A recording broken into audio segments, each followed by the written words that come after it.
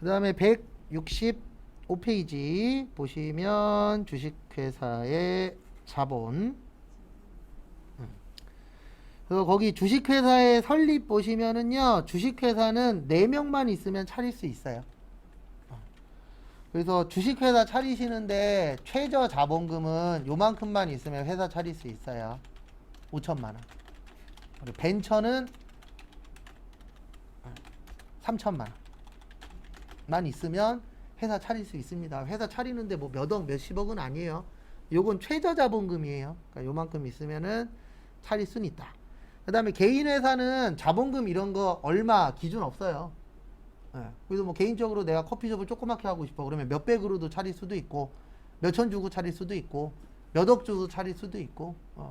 근데 이제 주식회사예요. 주식회사는 최소 얼마는 있어야 돼요? 5천만 원 있으면 회사 차릴 수 있습니다. 근데 이런 건 시험엔 안 나와요. 그 다음에 중요한 것만 볼 겁니다. 쓸데없는 거는 안 볼게요. 그 다음에 166페이지 넘어오세요. 그래서 166페이지 거기 보시면은요, 위쪽에 보시면 파란색으로 주식회사의 자본금이 있습니다. 요거는 저희 외울 거예요. 추후에. 그래서 자본금은 발행주식수 곱하기 무슨 가액이라고요? 액면가액, 액면금액. 그거 잘 봐두시고요.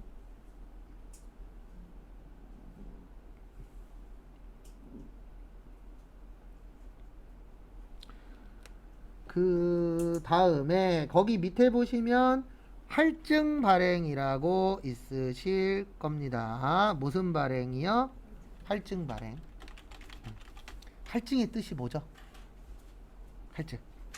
네, 싸다, 비싸다? 비싸다. 그래서 우리가 다른 것 때문에 할증을 하는 게 아니에요. 대부분 저것 때문에 하는 거예요. 택시 요금. 그래서 택시 할증 붙잖아요. 시간 넘어가면. 네, 그래서 할증 그러면은 비싸다. 그래서 여기에서는 이제 비싸게 파는 건데, 저희가 아셔야 되는 건 주식 발행 초과금이 나와요. 할증 발행하면. 왜냐면 할증이라는 게 비싸게 하는 거라 그랬잖아요. 그러면 비싸니까 돈을 더 줘야 되죠. 그래서 초과되는 금액을 더 줬다. 그래서 뭐라 그래요? 주식 발행 초과금. 거기 있죠? 166페이지 보시면. 그 다음에 할인 발행. 할인이라는 건 싸게 발행하는 겁니다. 그래서 싸게 발행하면 주식 할인 발행 차금. 그래서 주식을 발행을 했는데 어떻게 발행한 거예요? 저렴하게 발행한 거죠. 싸게. 왜냐면 우리가 할인 그러면 비싼 거예요? 싼 거예요? 싼 거죠. 그래서 할인 행사한다 그러면은 기대하고 있는 분들도 있잖아요. 아, 요번에 요거 사야지.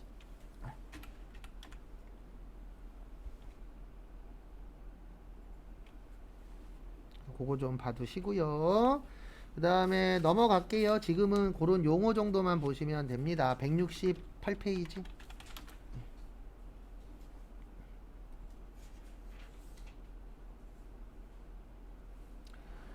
그래서 거기 보시면 자본금의 증자라는 게 있습니다. 그래서 증자의 뜻이 뭐냐면 자본금이 증가하는 걸 증자라고 표현을 해요.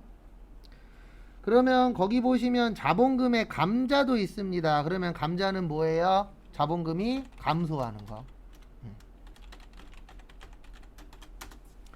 그럼 회사 입장에서는 뭐가 좋은 걸까요? 당연히 증자가 좋은 거죠. 왜냐하면 기왕이면 늘어나는 게 좋죠. 줄어드는 것보다는. 자본금 같은 경우에 내 거니까. 근데 여기에서 보셔야 되는 건 감자 문제가 간혹가다 한 번씩 나와요. 근데 감자 문제의 특징이 하나 있어요. 소각 나오면 감자가 기억이 나셔야 돼요. 시험 보실 때에. 근데 이게 어려운 이유가 있습니다. 자주 안 내다 보니까 소각이 나왔을 때에 저 감자가 기억날 확률이 적어요. 근데 왜 감자가 기억이 나셔야 되냐면은요. 아까 제가 요거 적은 적 있었죠. 자본금은 주식 발행수 곱하기 무슨 가액이라고요? 액면가액이에요. 그러면 우리 소각이 뭐죠? 소각. 네, 소각이 불질러서 없애는 거예요. 그래서 우리 학교 다닐 때 소각장이라고 있었죠? 네, 그러면 결론은 없앤다는 얘기는 늘어나는 거예요, 줄어드는 거예요? 줄어드는 거예요. 그래서 소각 나오면은 뭐가 기억나셔야 된다고요? 감자. 근데 이게 어려운 이유는 진짜 잘 안 내요. 가뭄에 콩나듯이 한번 나옵니다. 그래서 아마 시험 볼 때까지 한 문제인가 정도밖에 못 볼 거예요. 그렇게 많이 나오는 시험 문제는 아니세요. 근데 우리한테는 한 문제가 소중하니까. 그래서 저희가 합격 점수가 70점이라 그랬잖아요. 은근 떨어지시는 분들 중에 69점, 68점, 67점이 많아요. 그러니까 몇 개 차이로 떨어지는 거예요? 한 개 차이. 예, 잠 안 올 겁니다. 왜냐면 제가 69점으로 떨어져 본 적이 있거든요. 예. 진짜 잠 안 와요. 눈만 감잖아요. 그러면 잠자려고 눈 감으면 머릿속에서 아깝게 틀린 문제가 둥둥 떠다니고요. 눈 뜨고 벽 쳐다보고 있잖아요. 그러면 벽에 그 문제가 나타나요. 스트레스 받아갖고. 그래서 저는 그거 해결하는 데 한 달 정도 걸린 것 같아요. 69점 받고 한 달 동안 새벽 3시 전에 자본 적이 없어요. 그러니까 새벽 3시 전에 자려면 한 잔 먹어야죠. 네. 그런 힘을 빌리지 않으면 제정신에는 잠이 안 와요. 왜냐면 열받아 갖고. 왜냐면 이걸 또 봐야 돼. 네. 근데 몇 개만 맞았으면 안 봐도 돼요. 하나만 맞았으면 안 봐도 돼. 그렇게 되더라고요. 사람인지라. 그 다음에 거기 170페이지 보시면은요, 첫 번째로 자본금. 그래서 자본금은 그냥 요것만 기억하시면 돼요. 주식 발행수 곱하기 무슨 가액이요? 액면 가액. 그것만 기억을 해주시면 될 것 같고요. 그 다음에 자본이익은 외우지는 않을 거예요. 왜냐면 이거는 프로그램에 다 있어요. 저희 시험에 좋은 점이 뭐냐면은요, 이론하고 실기를 같이 봅니다. 그래서 이론 문제 풀면서 프로그램 들어가도 돼요. 그래서 프로그램을 잘 다루시면은 이론 문제를 하나라도 더 맞힐 수가 있습니다. 근데 그 이유는 다른 것 때문이 아니고 프로그램을 활용해도 지장 없도록 되어 있으세요. 그거는 참고하시고요. 그 다음에 자본이익금은 이거에서 이익 나는 거예요. 주식 관련돼서. 그래서 주식 관련돼서 이익 나는 걸 무슨 잉여금이라고 표현하세요? 자본 잉여금이라고 표현합니다.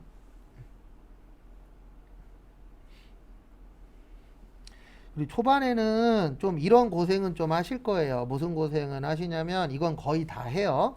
예, 제가 하는 말이 무슨 말인지 헷갈립니다. 근데 그거는 여러분들이 잘못된 게 아니라 지극히 정상적인 거예요. 왜냐하면 저는 이 공부를 지금 20년 넘게 했고, 예, 여기에서 배우시는 분들은 대부분 처음이잖아요. 그러니까 이 용어가 이해가 안 될 수밖에 없어요. 그리고 시험 볼 때쯤 되면 한 60, 70%는 이해를 하실 겁니다. 100%는 힘들어요. 간혹 가다 물어보세요. 아우, 저는 이해력이 좋은데 암기는 잘 안 돼요. 그래서 이해를 다 하고 싶어요. 그러면 4년제 대학을 다시 가시면 돼요. 4년 동안 배워도 솔직히 다 이해 못 해요. 왜냐면 너무 광범위하고 우리가 또 이것만 하는 게 아니잖아요. 그래서 이쪽 파트에서 취업을 좀 빨리 하시려면 세 가지가 있으면 좀 취업하는 데 유리합니다. 하나는 회계 자격증, 또 하나는 운전면허증, 그 다음에 컴퓨터. 네, 이건 기본이긴 하잖아요. 그런 것들이 있어야 돼요. 특히 남자분들은 제조회사나 그런 쪽에 취업하실 때는 일종 보통이 있어야 돼요. 왜냐면 제조회사에서는 뭐 많이 끌고 다녀요? 트럭. 네. 트럭도 수동이 많아요. 근데 왜 그러냐면 수동이 자동보다 힘이 세요. 네. 그것 때문에 그래요. 근데 자동인 회사들도 있어요. 아니면 자동 한 대에 뭐 수동 2개 막 이런 식으로 섞여 있는 회사들도 있는데 딴 것 때문이 아니고 출력 때문에 그래요. 어쨌든 수동이 힘이 좀 더 센 거는 맞는 얘기니까. 그래도 저도 참고로 운전을 저는 회사차로 배웠어요. 2번 연수해 주더니 가 그러더라고요. 갔어요. 진짜로요. 저도 약간 그런 게 있어요. 뭐가 있냐면 내 차 아니잖아요. 긁으면 회사 보험으로 해결하면 되니까 이라는 마인드가 좀 있었어요. 그래갖고 처음 갔었을 때가 저기 그 연안부두 쪽이었거든요. 근데 주차를 앞주차만 배웠지 후진 주차를 배운 적이 없었어요. 근데 자리가 하나 있는데 무조건 후진으로 가야 돼. 그 머릿속에서 딱 하나만 생각했죠. 박으면 내 돈 안 들어가. 그냥 밀어 넣었는데 들어가더라고요. 전 약간 그런 거 있어요. 뭐 있냐면 왜 쟤는 하는데 나는 못할까? 라는 게 약간 좀 있어서 누가 보면은 3차원이라고 할 수 있는데 저도 약간 그런 부분은 한 3차원 정도 돼요. 그리고 그때 밀어 넣은 이후로 막 끌고 다니다가 몇 번 긁어 먹었죠. 누가 긁었어? 모르겠는데요. 뭐 누가 긁어? 내가 긁었지. 근데 회사차로 배우면 그건 좀 장점이에요. 내 차 아니니까 문제 생겨도 욕만 먹으면 되지. 내 돈 안 들어가잖아요. 일단은 욕은 먹겠지만. 그렇고 많이 끌고 다녔었죠. 근데 남자분들은 수동으로 해야 되는 이유가 그것 때문에 그래요.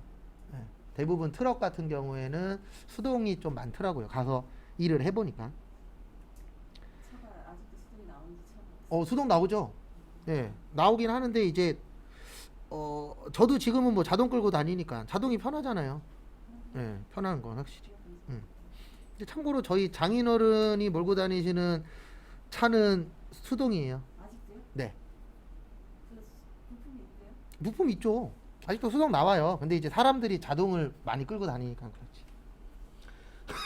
그래서 거기 보시면 첫 번째로 주식 발행 초과금이라고 있습니다.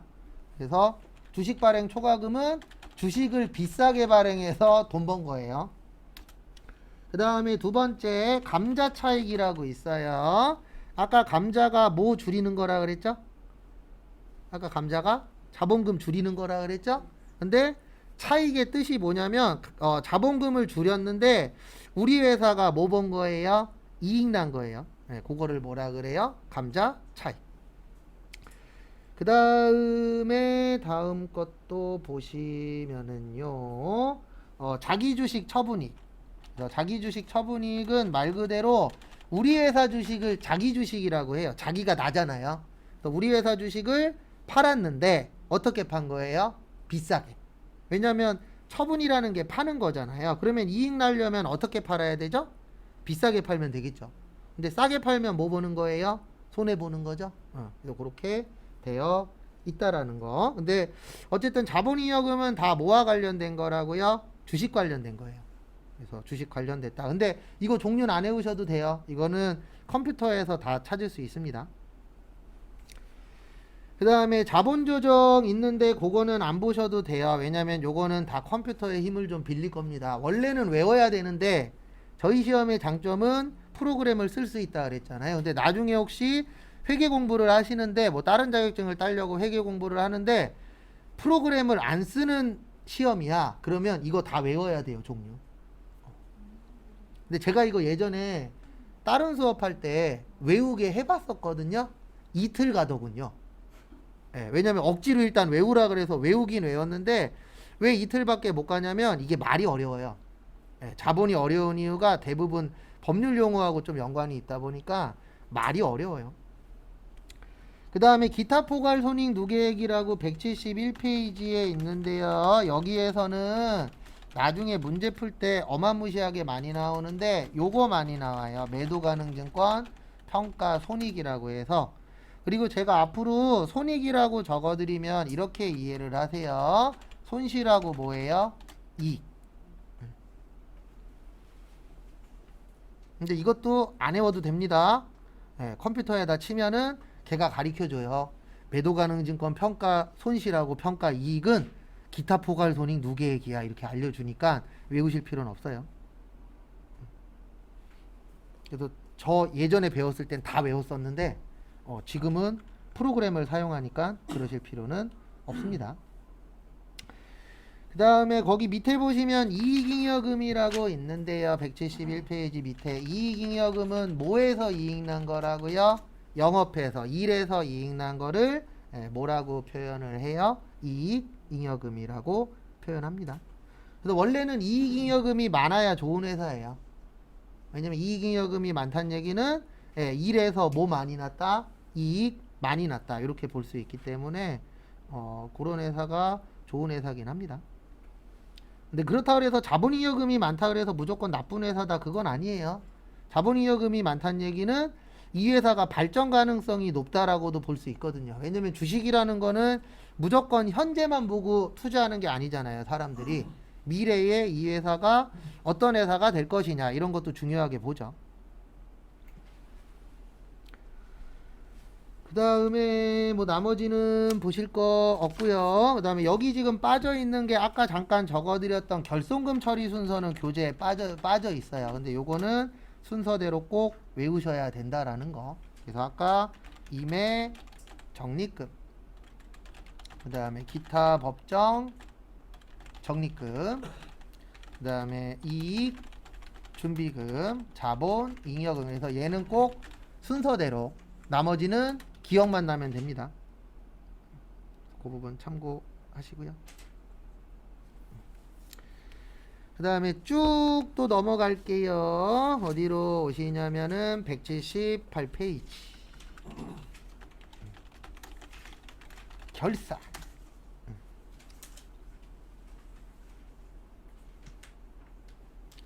그리고 아마 이 속도로 나가면 한 기출문제를 한 3주 정도 풀 거예요. 3주면은 적은 것도 아니고 아주 많은 것도 아닙니다. 딱 시험 보는데 지장 없을 정도? 근데 가면 갈수록 이거는 있어요. 뭐가 있냐면 노동부에서 이쪽 공부하시는 분들을 줄이려고 계속 하고 계세요. 왜냐면 너무 많이 준비를 하니까. 그래서 시간대가 계속 줄어들고 있어요. 저희가 현재 120시간이잖아요. 예전에는 전산회계 1급만 160시간씩 했었어요. 근데 120시간하고 160시간의 차이는 그거밖에 없어요. 기출문제를 하나라도 더 푸냐 수업 시간에, 그거밖에 차이는 없긴 한데, 어쨌든 가면 갈수록 노동부에서 시간을 줄이려고 하고 있어요. 근데 그건 딴 게 아니고, 이제 요즘에 뭐 프로그래밍이나 어쨌든 그런 쪽이 좀 각광받잖아요. 드론 수업이나 그런 쪽으로 이제 예산을 더 주려고 하다 보니까 다른 수업을 어떻게 해야 돼요? 줄여야 돼. 그래서 지금 많이 배우는 수업 중에서는 컴퓨터나 아니면 요리, 그 다음에 회계, 요런 쪽은 좀 여러 가지 다른 방법들을 쓰고 계세요. 근데 왜 그러는지는 다들 이해는 하실 겁니다. 왜냐면 국가 입장에서는 지금 현재 이렇게 사회 돌아가는 걸로 봐서는 격리 직원이 많아야 좋을 것 같다라고 생각을 해요. 프로그래머가 많아야 좋을 것 같다라고 생각을 해요. 프로그래머가 많아야 좋을 것 같다라고 생각하는데, 이건 아셔야 됩니다. 지금 이 구조에서는요, 뭘 하든 프로그래머한테 플러스 될 게 많지 않아요.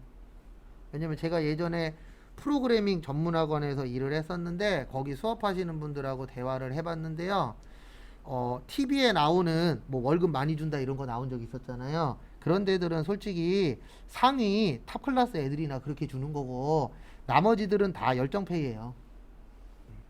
열정페이예요, 솔직히. 그래서 혹시 뭐 TV 보고 주변에서 나는 프로그래머 해야지 그러면 고민을 조금 더 하라 그러세요. 그렇게 해갖고는 어차피 그 연봉 주지도 않아요. 근데 그렇다고 해서 나쁘다는 얘기는 아닙니다. 근데 워낙에 그쪽 자체가 우리나라는 아직 좀 열악해서 열정페이가 좀 심하더라고요. 얘기 들어보면. 똑같아요. 그런 쪽은 쉽게 안 바뀌어요. 그런 부분은. 그렇죠. 디자인도 뭐 지금도 솔직히 열정페이나 마찬가지죠. 근데 회계도 솔직히 어떻게 보면 열정페이나 마찬가지인데, 그나마 좀 나은 거는 일이 없을 때 조금 더 편하게 쉴 수 있으니까 뭐 그런 거. 그리고 이제 안에 있다 보니까 덜 춥고 더울 때 추울 때 덥고 더울 때 추운 거, 그런 부분들은 있죠. 그 다음에 178페이지 결산인데요. 저희 전산회계 1급 볼 거잖아요. 1급에서는 3문제 나옵니다. 그리고 혹시 요거 지장 없으니까 나는 좀 불안해 하시는 분들은 전산회계 2급도 접수는 하셔도 돼요. 근데 권장드리진 않습니다. 저희가 만약에 전산 세무하고 같이 공부를 한다 그러면 세무 2급, 회계 1급 보면 되는데, 회계 1, 2급은 그렇게 권장드리진 않아요. 왜냐면 솔직히 전산회계 2급 자체가 거의 쓸모가 없는 자격증이 돼버려서. 근데 뭐 하나라도 더 있으면 좋은 건 맞으니까. 2급에는 부가가치세가 없어요. 그러니까 과목이 2개가 적어요. 그럼 과목이 적으니까 공부할 것도 적고 난이도도 어때요? 낮아요. 그래서 아마 시험 보시는데 크게 어려움은 없어요. 왜냐면 급수 자체가 낮으면 어쨌든 시험은 좀 더 쉽긴 한데 쓸모는 어쨌든 많진 않아요. 왜냐면 요즘에 전산회계 1급 갖고 있는 사람도 어마무시하게 많은데 예, 전산회계 2급 갖고는 어디 가서 명함도 못 내미는 상황이기 때문에 근데 뭐 그렇죠. 1급에다가 올인하는 게 낫죠. 왜냐면 어쨌든 두 개 공부하게 되면은 조금이라도 분산이 되니까. 그래서 저는 자격증 시험은 분산 투자보다는 집중 투자가 낫다라고 생각하는 사람이에요. 그래서 결산은 하는 이유가 뭐냐면 우리가 결산 12월 31일 날 한다 그랬잖아요. 12월 31일 날 마감하는 거예요. 그래서 우리가 12월 31일 날 장부를 마감을 하고 이제 새로 시작하는 겁니다. 몇 월 며칠 날이요? 1월 1일부터 새로 시작하기 위해서 하는 게 뭐예요? 결산이에요. 근데 아시는 분들은 아시겠지만 우리가 뭔가를 마무리한다라는 게 편할까요? 불편할까요? 불편해요. 그래서 결론은 내용적으로 쉬운 파트는 아닙니다. 근데 뭐 다 쉬우면은 다 하잖아요. 그래서 어려운 파트도 있고 쉬운 파트도 있는데 여기가 어려운 이유는 하나예요. 뭐 때문에 어렵냐면은 이해력도 필요하고요. 암기력도 필요해요. 좀 복합적인 거라. 그리고 우리가 지금 공부하는 이유 중에 하나가 돈 벌려고 하는 거잖아요. 그래서 이쪽 파트에서 돈 벌고 싶으시면 공부 말고요. 공부 말고 회사 가셔서 요거 배우시면은 돈 많이 벌 수 있어요. 결산. 근데 왜 그러냐면 결산은 쉽다, 어렵다, 어렵다. 그러니까 할 수 있는 사람이 다수가 아니고 뭐예요? 소수예요. 그래서 항상 돈 벌려면 어디로 가시라고요? 소수로. 그렇죠. 많이 어렵죠. 그리고 잘 안 가르쳐줘요. 왜 안 가르쳐줘요? 이거 가르쳐주는 순간 자기 입지가 줄어들기 때문에 가면 갈수록 이런 생각은 버리십시오. 저도 어렸을 때는 그런 생각으로 살았는데 직장 상사가 나를 많이 도와줄 거야. 직장 상사가 나를 많이 가르쳐 줄 거야. 이런 건 없어요. 가면 갈수록 더. 근데 그게 왜 그러냐면 옛날에는 사수, 부사수 이렇게 표현했지만 지금은 내가 들어가는 순간부터 내 주변에 있는 사람들은 다 나하고 라이벌이 되는 거예요. 구조 자체가. 왜냐면 내가 커버리면 위에 있는 사람 중에 한 명은 뭐 해야 돼요? 나가야 돼요. 옛날처럼 내가 커도 위에 있는 사람도 같이 사는 공생관계가 아니기 때문에 요즘엔 가르쳐 주기는 해요. 근데 뭐만 가르쳐 주냐면 부려먹을 것만 가르쳐 줘요. 그렇죠. 그래서 얘한테 일을 시켜야 돼. 근데 얘 아무것도 모르잖아요. 그럼 일 시킬 것만 가르쳐 주고 그 외적인 거는 과거보단 덜 가르쳐 줘요. 근데 이 얘기를 저는 15년 전에 알았어요. 왜냐면 저 예전에 일했었던 데가 이제 강남에도 있었는데 회사들이 어떻게 하냐면은요. 회사에서 안 가리키고요. 신입 직원을 뽑은 다음에 학원으로 보내요. 얘네 이거 가리키라고. 네. 그래서 3개월인가 정도를 회사로 출근 안 하고 학원으로 출근해요. 프로그래밍 하는 회사들 몇 군데에서. 그래서 그런 식으로 하더라고요. 그래서 곰곰이 고민을 해봤죠. 왜 저렇게 할까? 근데 고민을 해봤더니 결과적으로는 얘가 크면 내가 힘들어져. 그러니까 잘 안 가르쳐주는 시대이기 때문에 어쩔 수 없어요. 그렇죠. 그런 것도 있고 또 잘못 가르쳐줘 갖고 얘가 너무 잘해. 그러면 내 자리가 위태위태한 것도 솔직히 있고. 근데 어쩔 수 없어요. 왜냐면 요즘에 인건비 싸움이라고 표현을 하잖아요. 그래서 인건비가 얼마나 덜 들어가느냐 이게 중요한 시대라. 그래서 우리가 마감을 하는데 어떻게 마감하도록 되어 있냐면은요. 자산부채 자본은 차기로 이월시켜요. 차기가 언제라고요? 내년. 그래서 자산의 가장 대표적인 게 현금이에요. 뭐라고요? 현금. 그러면 우리 12월 31일 날 만약에 내 호주머니에 10,000원이 있었어요. 10,000원 버려요? 아니죠. 갖고 있다가 언제 쓰죠? 내년에. 그게 차기로 이월한다는 뜻이에요. 뭐 대단한 거 아니에요. 그 다음에 부채가 빚이라 그랬잖아요. 그래서 내가 만약에 대출금 1,000,000원이 있었어.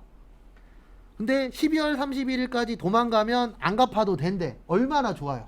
그럼 뭐하러 여기 있어요? 맨날 1월 1일 날 대출 왕창 받아갖고 돈 열심히 쓴 다음에 12월 31일까지 뭐 하면 돼요? 도망 다니면 돼. 이러면 참 좋을 텐데 이게 아니잖아요. 올해 못 갚았으면 언제 갚아야 돼요? 내년에. 그래서 올해 남아있는 것들을 언제로 넘기는 거예요? 내년으로. 그걸 뭐라 그래요? 차기로 뭐 시킨다? 이월한다. 그게 그 뜻이에요.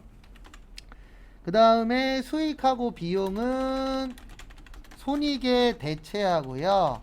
내년에는 빵. 그래서 이게 무슨 뜻이냐면은 수익하고 비용은 올해로 끝난다는 얘기예요. 언제로 끝난다고요? 올해로. 내년은 있다 없다? 없다. 이렇게 보는 게 수익하고 비용이고, 그 다음에 올해로 끝나는 게 아니야. 내년에도 이어져. 이렇게 보는 게 뭐예요? 자산, 부채, 자본이에요. 그래서 자산, 부채, 자본은 남아있으면 내년하고도 연관성이 있는 거고요. 근데 수익하고 비용은 올해로 뭐 하는 거라고요? 종료. 그래서 내년은 있다 없다? 없다. 이렇게 보는 겁니다. 그래서 항상 드는 생각인데, 저도 이제 뭐 이 공부를 좀 오래 한 사람 중에 한 명이지만 회계 공부할 때마다 항상 이런 생각이 들어요. 누가 만들었는지 모르겠는데 참 머리 좋은 사람이라고. 이게 공부하면 공부할수록 되게 과학적으로 되어 있거든요. 그래서 사람들 삥땅 쳐도 걸리잖아요. 근데 그게 왜 그러냐면 이걸 뭐든지 다 틀어 막을 수가 없어요. 어느 부분에서라도 약점이 보이거든요. 잘못된 게. 그래서 진짜 잘 만들었어요. 근데 참고로 이건 설이기는 하지만 한반도에서 제일 먼저 회계가 시작됐다라는 설도 있어요. 누가 제일 먼저 했냐면 개성상인이란 분들이 먼저 하지 않았겠냐. 근데 이제 왜 우리나라가 현재 제일 먼저 했다라고 인정을 못 받냐면은 저게 없대요. 문서가. 그렇죠. 기록이. 그래서 만약에 나중에 통일이 돼서 땅을 팠는데 나왔어. 그러면 대한민국이 전 세계에서 제일 먼저 뭐 한 거예요? 회계를 한 나라가 되는 겁니다. 근데 아직은 유럽이에요. 왜냐면 유럽은 문서가 나왔는데 아직 한국은 안 나왔어요. 그 다음에 넘어갈게요. 나머지들은 아마 요 속도로 나가면은 다음 주, 빠르면 다음 주, 늦어도 다다음 주에 볼 거예요. 그래서 그때 하루 정도 결산만 할 겁니다. 그래서 그때 좀 자세히 보고요. 교재는 이제 어디를 보시냐면은요. 저기 어디 갔냐? 189페이지 잠깐 피세요.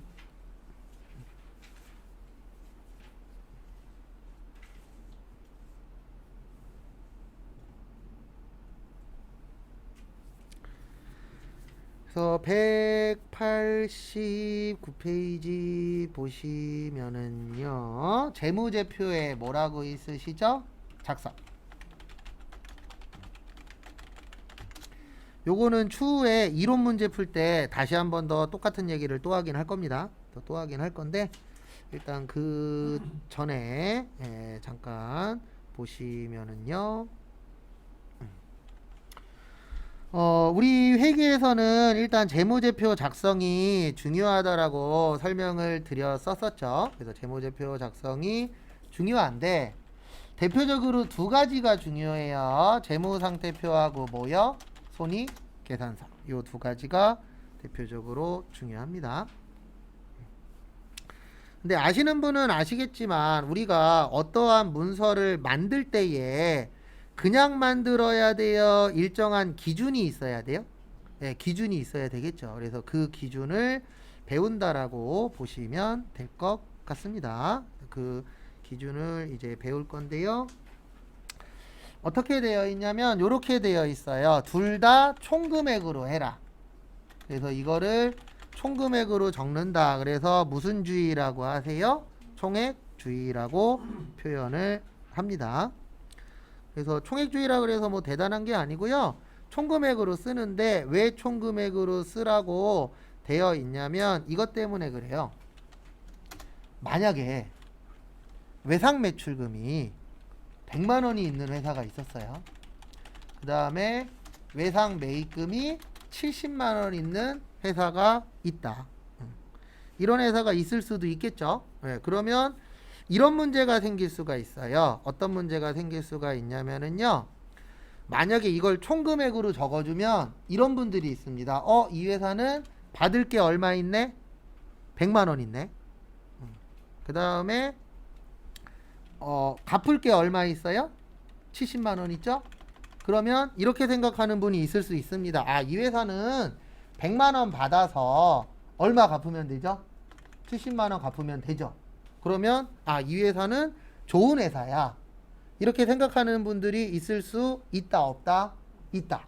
근데 저 같은 사람은 이렇게 생각할 거예요. 100만 원 못 받으면 어떡하지? 그러면 얼마 못 갚아요?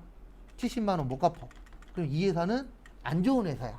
이렇게 생각하는 사람도 있을 수 있겠죠. 그래서 총액주의가 뭐냐면 그냥 회사에서는 전부 다 주는 거예요. 그러면 판단은 누가 하는 거예요? 투자자가 하는 거예요. 근데 이렇게 주면 문제가 되는 겁니다. 100만 원에서 70만 원을 빼서 외상매출금 30만 원만 있대. 만약에 이렇게 적으면 어떤 문제가 생기냐면은 이 회사는 받을 거밖에 없네. 갚을 게 없잖아. 그러면 대부분의 사람이 뭐라고 생각해요? 좋은 회사야. 왜요? 갚을 게 없으니까. 그래서 총금액으로 안 주게 되면은 어떤 문제가 생기냐면은 정보가 잘못된 정보로 받아들일 수도 있어요, 없어요? 있어요. 그래서 회계에서는 무슨 금액으로 줘라? 총금액으로 줘라. 그러면 알아서 뭐 할 것이다? 판단할 것이다. 그래서 우리가 항상 그런 얘기 하잖아요. 판단은 본인이 하는 겁니다. 그 대신 그 본인이 한 판단의 책임도 누가 지는 거예요? 본인이 지는 거예요. 그래서 뉴스에서 이런 거 나와도 신경 쓸 거 없어요. 요즘 많이 나오는데 뭐 영끌한 사람들 어떻게 하냐, 이자가 올랐어요. 이런 거 솔직히 신경 쓸 거 없어요. 왜냐면 판단 누가 했어요? 본인이 했죠. 책임도 누가 져야 돼요? 본인이 져야 돼요. 누가 하라고 떠민 사람 없잖아요. 누군가 떠밀었어. 그러면 그 사람한테 당연히 뭐라고 해야죠. 네가 하라 그래서 하지 않았냐. 근데 대부분 누가 하는 거예요? 자기 자신이 하는 거죠. 그러면 책임도 누가 지는 거예요? 자기 자신이. 그래서 종종 우리가 20살 넘어가면 그 생각 하잖아요. 아, 고등학생 때가 좋을 때였구나. 왜냐면 고등학생 때는 뭔가 잘못을 해도 어느 정도의 보호막이라는 게 있잖아요. 방어막이. 근데 20살 넘어가면 방어막 없잖아요. 잘했으면 내가 잘한 거, 잘못했으면 내가 못한 거, 내가 다 책임을 져야 되기 때문에. 그 다음에 재무상태표는 구분해서 표시하라고 되어 있어요. 그 다음에 손익계산서는 구분해서 계산하라고 되어 있습니다.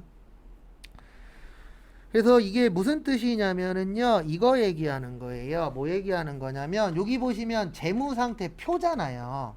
우리가 문서 만들 때 표 작업하죠. 맞죠? 근데 왜 표 작업할까요? 그냥 보여주는 게 보기 편해요? 표로 만드는 게 보기 편해요? 표로 만드는 게 훨씬 더 보기가 어떻죠? 편하죠. 그래서 구분해서 표시를 하려면 표로 만들어야 돼요. 그래서 재무 상태표고요. 그 다음에 손익계산서의 뜻이 뭐냐면 손해 났느냐 아니면 이익 났느냐 뭐 하는 거예요? 계산하는 거예요. 그래서 무슨 계산서라 그래요? 손익계산서. 그래서 구분해서 뭐 해야 된다? 계산해야 된다. 그래서 우리 식당 같은 데 가서 밥 먹으면 계산서 있잖아요. 그럼 거기에 얼마라고 적혀 있죠? 그래서 손익계산서는 손해 났느냐, 이익 났느냐, 계산한다 그래서 무슨 계산서라고요? 손익계산서입니다. 그래서 그 부분 참고하시고요. 그 다음에 또 다음 거 보시면은요. 다음 거 보시면 유동성 배열법이라고 있어요. 그래서 유동성 배열법을 좀 풀어서 적어드리면 현금화가 빠른 순서. 그래서 제가 아까 잠깐 이야기했었는데 회계의 1번 타자는 누구라고요? 현금이에요. 왜냐하면 현금은 현금화 시킬 필요가 없잖아요. 이미 뭐 되어 있으니까? 현금화가 되어 있으니까. 그래서 요즘 대기업들이 투자를 많이 안 해요. 근데 왜 안 하냐면은 현금으로 갖고 있으면 어떤 회사라던가 아니면은 어떤 문제가 생겼을 때에 현금으로 가지고 있는 게 가장 빨리빨리 대처할 수 있잖아요. 네. 근데 만약에 부동산으로 갖고 있어. 그러면 어떤 문제가 생기냐면은 이 부동산을 팔아야 돼. 근데 안 팔려. 그럴 수도 있어요, 없어요? 있죠. 그래서 많은 회사들이 현금으로 갖고 있는 거예요. 예. 그리고 불안하신 분들은 다 뭘로 갖고 있어요? 현금으로 갖고 있어요. 그래서 한때 유행했었던 게 금고. 금고 엄청나게 잘 팔리던 시절이 있었습니다. 근데 그게 왜 잘 팔렸냐면은 저도 뉴스 보고 알았는데 그 일본에 쓰나미가 한번 난 적이 있었죠. 예. 그 일본 쓰나미 났을 때 물 위에 가장 많이 떠 있던 게 뭐래요? 금고래요. 근데 왜 그러냐면 일본은 이렇게 은행에다가 잘 안 갖다 놓나요. 대부분 금고에다가 모아놓는 사람들이 많대요. 예. 근데 그때 왜 많이 팔렸냐면은 그 금고가 쓰나미가 와도 안전했다. 이런 게 이제 뉴스에 나와갖고 그때 홈쇼핑 있잖아요. 돌리면 죄다 금고만 팔았었어요. 진짜로. 근데 우리나라는 그것보다는 아직은 그래도 어디에다 좀 더 많이 넣어놓죠? 예. 금고보단 은행에다가 많이 넣어놓죠. 아직은 금고는 아니에요. 예. 그렇죠. 아직도 많이 팔려요. 근데 일반 서민보다는 약간 돈 있는 분들. 예. 그렇죠. 돈 있는 분들은 은행에다 넣어놓지만 내 품 안에 있는 게 제일 안전하다라고 보니까. 그래서 저 아시는 분은 저도 놀랬는데, 결혼은 하셨다라는 건 알았는데, 와이프 되시는 분이 외국인이시라 그러시더라고요. 그래서, 은행 업무를 못 봐요. 그래갖고 월급 받을 때마다 한 200만 원에서 300만 원을 그 침대 밑에 있는 금고에다 넣어놓은대요. 그래갖고 제가 딱 한마디 했죠. 주소가 어떻게 되세요? 그랬더니 웃고 안 가르쳐 주더라고요. 어차피 가르쳐 줘도 안 가긴 하겠지만. 그래서 어쨌든 그런 경우들도 있다 그러더라고요. 그래서 유동성 배열법이 현금화가 뭐한 순서요? 빠른 순서. 그래서 항상 1번 타자는 현금이에요. 그 다음에 비용은 발생주의라는 걸 써요. 무슨 주의를 적용한다고요? 발생주의. 발생주의가 뭐냐면 말 그대로 발생하면 비용이에요. 그 다음에 우리 몇 년 기준으로 많이 나누죠? 1년 기준. 그래서 1년 기준으로 많이 나누죠. 그 다음에 수익은 실현주의예요. 근데 이거 말 되게 어려워 보이는데 발생주의하고 실현주의는요, 그냥 이렇게 생각하시면 돼요. 올해 거는 올해 처리하고 내년 건 언제 처리해요? 내년에. 당연한 말이죠. 근데 그거를 조금 어렵게 만들어서 뭐라고 하는 거예요? 비용은 발생주의야. 그리고 수익은 실현주의야. 이렇게 얘기하는 겁니다. 근데 결론은 그냥 올해 거는 올해 처리합시다. 내년 거는 내년에 처리합시다. 이거예요.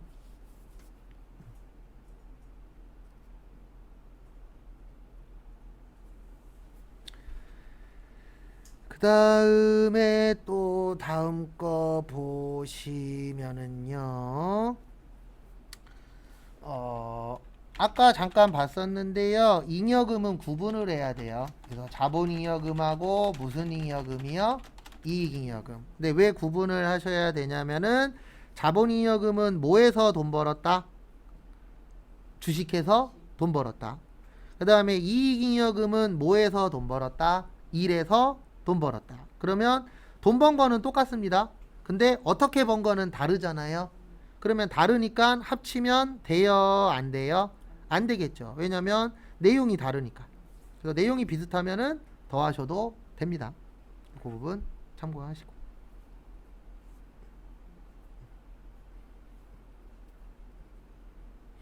그래서 제가 이것저것 한 게 이렇게 예제 들어 드릴 때는 좋아요. 막 이것저것 하다 보니까. 예. 그리고 제 얘기 듣다 보면 종종 그 얘기 하세요.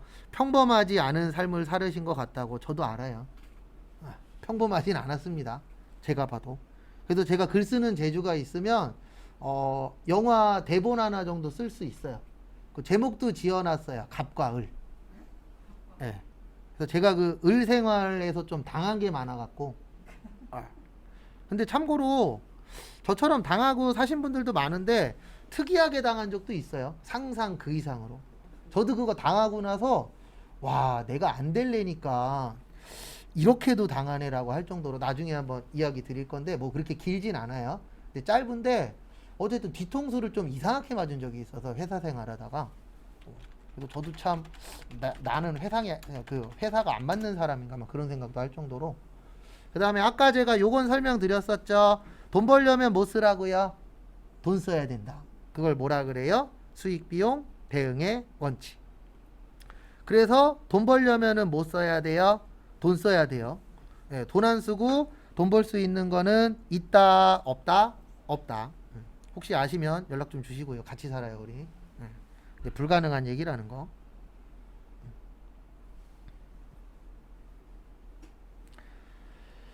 그 다음에 가짜 계정 쓰지 말라고 되어 있어요. 예, 가계정. 그래서 가짜 계정을 가계정이라고 하는데 저희가 공부할 때 가계정은 세 가지가 나와요. 현금과 부족, 가지급금, 가수금. 그래서 요거까지 설명하면은 예, 오늘 마지막 수업 때는 또 저거 풀 거예요. 분계하고 예, 그거 할 겁니다.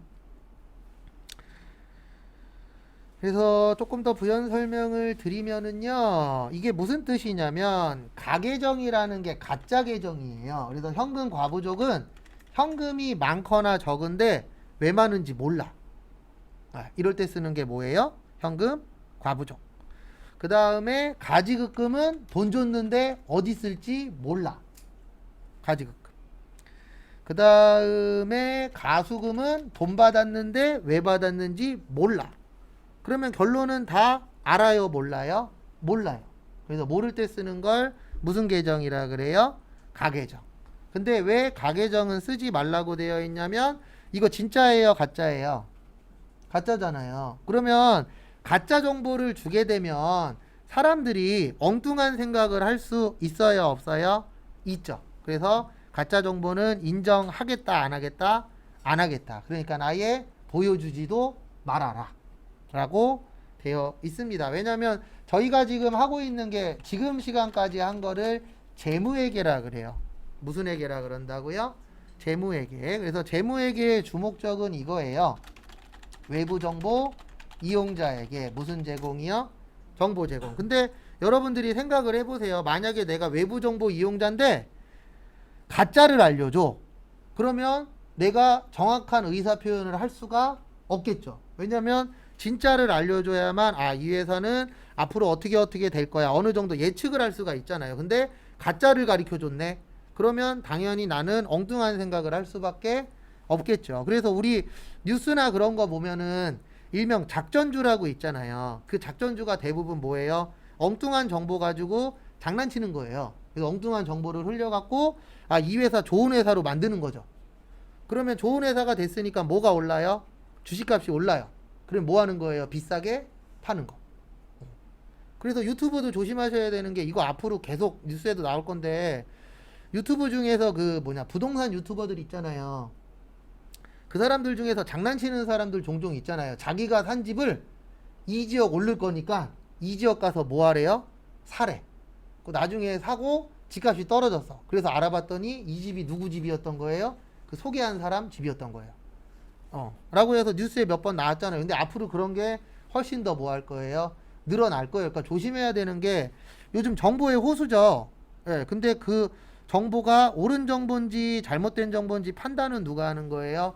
본인이 하는 건데 그 판단하기가 쉽지 않아요. 왜냐면 저희 어머니도 그렇고 저희 장모님도 그렇고 대화하다 보면은 유튜브에서 뭔가를 보셨어. 근데 그게 진짜인지 가짜인지 헷갈려 하시는 거예요. 왜냐면 데이터를 진짜처럼 만들잖아요. 근데 거짓말하는 건 쉬워요, 어려워요? 쉬워요. 진실된 게 어려운 거지 거짓말은 어떻게든 만들어내면 되니까. 근데 그게 참 어쩔 수 없습니다. 저도 그렇고 여러분들도 그렇고 내가 생각하는 것만 보이잖아요. 그러다 보니까 이게 정확한 정보인지 저도 잘 몰라요. 그래서 요것 때문에 가짜는 보여주면 된다, 안 된다? 안 된다. 그 다음에 잠깐 쉬었다가 12시 35분에 쪽지 시험 보고요. 그 다음에 분계 좀 풀고